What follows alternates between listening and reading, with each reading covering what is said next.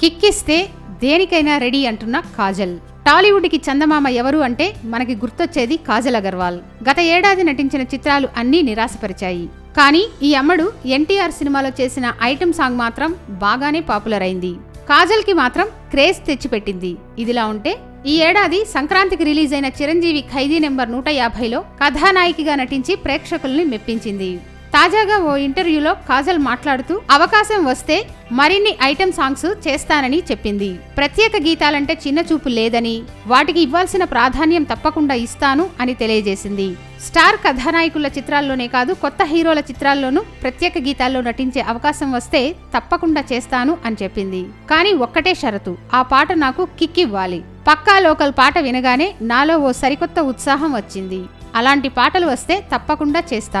ప్రత్యేక గీతాలు ఒప్పుకోవడానికి అంతకు మించి షరతులేమీ లేవు అని నవ్వుతూ సమాధానం ఇచ్చింది టాలీవుడ్ చందమామ.